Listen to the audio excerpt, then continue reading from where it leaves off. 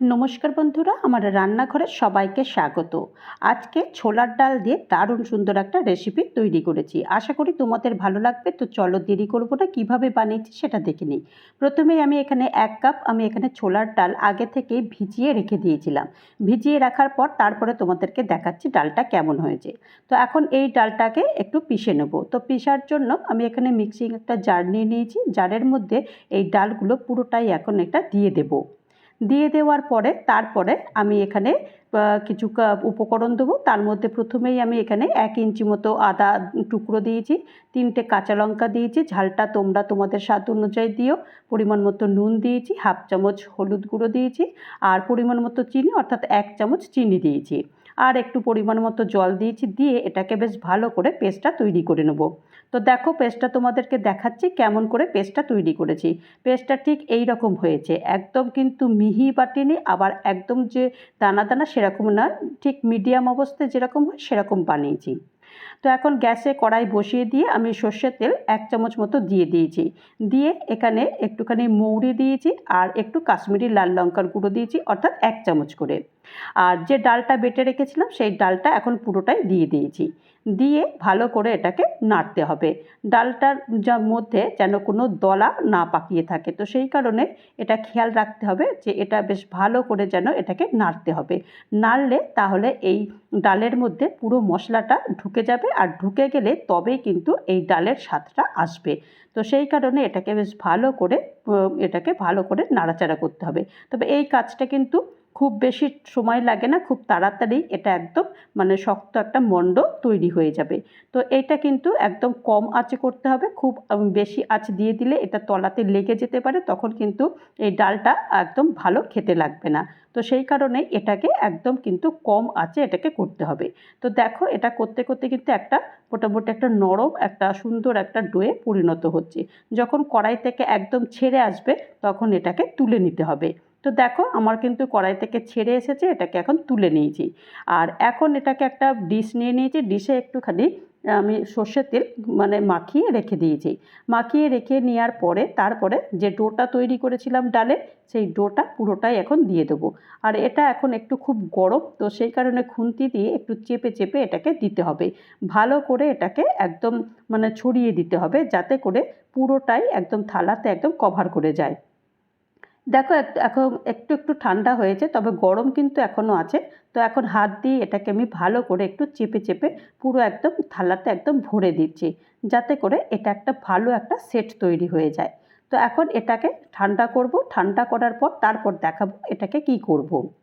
আর একটা মশলা তৈরি করব। এখানে একটা টমেটো নিয়ে নিয়েছি, 1 ইঞ্চি আদা নিয়ে নিয়েছি, 3টে কাঁচা লঙ্কা নিয়ে নিয়েছি, আর 10-12টা কাজু নিয়ে নিয়েছি। দিয়ে সামান্য একটু জল দিয়ে এটাকে পেস্ট তৈরি করে রেখে দেবো।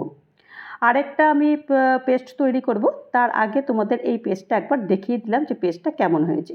যে পেস্টটার কথা বলছিলাম সেই পেস্টটা হচ্ছে এইটা। 1 চামচ জিরের গুঁড়ো, 1 চামচ ধনের গুঁড়ো, 1 চামচ কাশ্মীরি লাল লঙ্কার গুঁড়ো, আর 1/2 চামচ আমি এখানে হলুদ গুঁড়ো দিয়েছি, আর সামান্য জল দিয়েছি। দিয়ে এই মশলাটাকে তৈরি করে নেব। যে কোনো রান্নাতে এই মশলাটা একটুখানি জল দিয়ে তৈরি করে নিলে রান্নার স্বাদ আরও সুন্দর হয়। আর এখন দেখো যে ডালটা আমি একদম স্প্রেড করে রেখে দিয়েছিলাম সেটা পুরো ঠান্ডা হয়ে গেছে। আর এখন এটাকে আমি স্কোয়ার করে করে কেটে নিচ্ছি। এই কাটিংটা তোমরা তোমাদের পছন্দ অনুযায়ী কাটবে, তোমাদের যেরকম পছন্দ সেরকম তোমরা কেটে নেবে। তো আমি তো এইরকমভাবে এরকম স্কোয়ার করে বা এরকম ডায়মন্ড শেপের এটাকেও কেটে নিয়েছি, দেখতে ভালো লাগে। তো সেই কারণে এই রকম স্টাইল করেই আমি একটু কেটে নিয়েছি।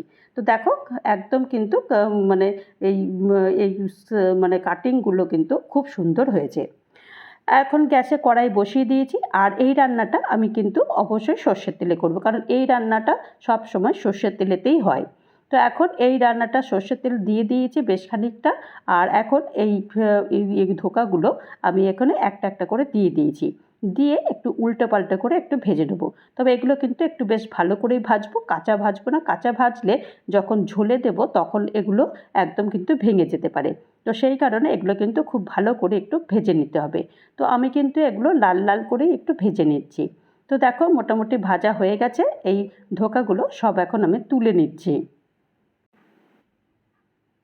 দেখো এগুলো কিন্তু তোমরা ডালের সঙ্গেও খেতে পারো, খেতে ভীষণ ভালো লাগে। আমার তো দারুণ লাগে, বা আমাদের বাড়িতে ভীষণ ভালো লাগে এই ডালের সঙ্গে ধোকা খেতে। তো পরের ব্যাচেও আমি সব এগুলো দিয়ে দিয়েছি, দিয়ে তারপরে এগুলো সব তুলে নিয়েছি। তুলে নেওয়ার পরে তারপরে পুরো এবার রান্নাটা করব। তবে এই রান্নাটা কিন্তু ওই তেলেই করব, আমি আর এক্সট্রা আর কোনো তেল দেবো না। তো চলো রান্নাটা শুরু করে ফেলি। তো তার জন্য আমি এখানে একটা বেশ বড় দেখে আমি আলু ডুমো ডুমো করে কেটে নিয়েছি। স্বাদ মতো নুন আর একটুখানি হলুদ দিয়ে এটাকে ভালো করে একটুখানি ভেজে নিয়েছি। আর এটা একটুখানি তাড়াতাড়ি করবার জন্য আমি একটুখানি ঢাকনাটা দিয়ে দিয়েছি। ঢাকনাটা দিলে তাহলে আলুগুলো খুব তাড়াতাড়ি ভাজা হয়ে যাবে আর সাথে একটু নরমও হয়ে যাবে। তো সেই কারণে এটা আমি ঢাকনাটা বন্ধ করে দিয়েছি। ঢাকনা খুলে আলুগুলো আরেকবার ভালো করে একটুখানি নেড়ে চেড়ে দিচ্ছি। আলু তো মোটামুটি ভাজা হয়ে গেছে, আর এখন আলুগুলো সব এখন তুলে নিচ্ছি। আলুগুলো সব তুলে নিয়েছি, ওই তেলেই পুরো রান্নাটা হবে। তো এখন একটু কিছু ফোড়ন দেবো। ফোড়নের জন্য এখানে একটা তেজপাতা, একটা শুকনো লঙ্কা আর গোটা গরম মশলা দিয়েছি, আর 1 চামচ আমি গোটা জিরে ফোড়ন দিয়েছি।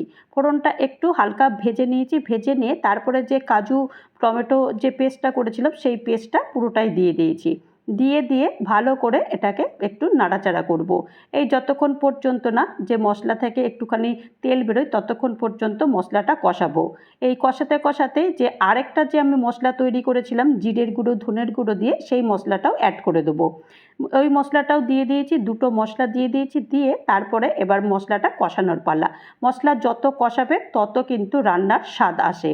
তো সেই কারণে মশলাটা বেশ ভালো করে এটাকে কষাতে হবে। তো এরই ফাঁকে আমি স্বাদ মতো নুন দিয়ে দিয়েছি আর স্বাদ মতো চিনি দিয়ে দিয়েছি, অর্থাৎ 1 চামচ চিনি দিয়েছি। যেহেতু নিরামিষ রান্নাতে চিনি না হলে কিন্তু খাবারের পুরো ব্যালেন্সটা বজায় থাকে না। সেই কারণে একটু নিরামিষ দিনে বা নিরামিষ রান্নাতে যদি একটু চিনি দেওয়া হয় খুব একটা খারাপ লাগে না। আর এখন ভেজে রাখা আলুগুলো সব দিয়ে দিয়েছি, দিয়ে আরেকবার মশলার সঙ্গে ভালো করে এটাকে কষিয়ে নিচ্ছি। কষাতে কষাতে যখন একদম পুরোটা তেল ছেড়ে যাবে কড়াই থেকে, একদম যখন তেলটা বেরিয়ে আসবে তখন বুঝে নিতে হবে যে মশলাটা বেশ ভালো করে কষে গেছে। তো এইটাই দেখো, তোমাদের বলতে বলতে কিন্তু পুরো এখন একদম কড়াই থেকে পুরো ছেড়ে এসেছে আর তেলটা কিন্তু বেরিয়ে এসেছে। তার মানে বুঝে নেওয়া যাচ্ছে যে মশলাটা খুব সুন্দরভাবে এটা কষানো হয়েছে। তো এখন এটা আরেকবার করে ভালো করে একটু নেড়ে চেড়ে দিচ্ছি। নেড়ে চেড়ে দেওয়ার পরে তারপরে আমি এখানে পরিমাণ মতো জল দেবো। যেহেতু আমি একটু ধোকা বানাচ্ছি তো সেহেতু একটু বেশি করে জল দিতে হবে, কারণ ধোকাটা দেওয়ার পরে অনেক সময় ধোকার মানে ঝোলটা অনেকটা টেনে যায়। সেই কারণে একটু বেশি করে জল দিয়ে আমি ঢাকনা বন্ধ করে দিচ্ছি। ঢাকনা খুলে দিয়েছি। খুলে দেওয়ার পরে তারপরে আমি একবার দেখে নেব যে আলুগুলো সেদ্ধ হয়ে গেছে কিনা। দেখো আলুগুলো কিন্তু পুরোপুরি সেদ্ধ হয়ে গেছে। আলুগুলো যখন পুরো সেদ্ধ হয়ে যাবে তখন এই ভাজা ধোকাগুলো সব দিয়ে দিতে হবে। ধোকাগুলো দিয়ে দেওয়ার পরে তারপরে ভালো করে একবার নেড়ে চেড়ে দিতে হবে। তবে ধোকাগুলো দেওয়ার পরে কিন্তু বেশিক্ষণ আর এটা ফোটানো যাবে না, কারণ বেশিক্ষণ ফোটালে তাহলে ধোকাগুলো ভেঙে যাবে, তখন কিন্তু খেতে আর ভালো লাগবে না। তো সেই কারণে একটু ভালো করে একটু নেড়ে চেড়ে এখন ওপর থেকে একটু 1/2 চামচ মতো আমি এখানে গরম মশলার গুঁড়ো দিয়ে দেবো।